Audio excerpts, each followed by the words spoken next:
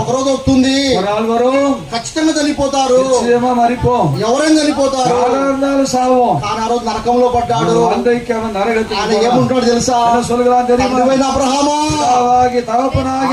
లాజరును ఒక్క సుక్క నీరైనా నాకు ఇవ్వబడే, ఒక్క సుక్క కూడా నీరు దొరకదు.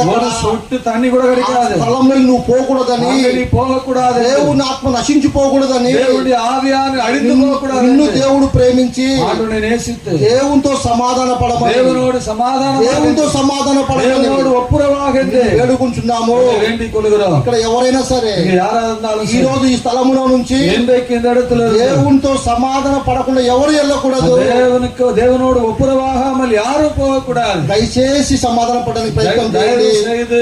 ஆண்டவரோடு சமாதானமாக பிரயாசப்படுங்க. నువ్వు ఎంత ఘోర పాపివైనా సరే, எப்படிப்பட்ட ఘోరமான శిలువ రక్తంను పరిశుద్ధంగా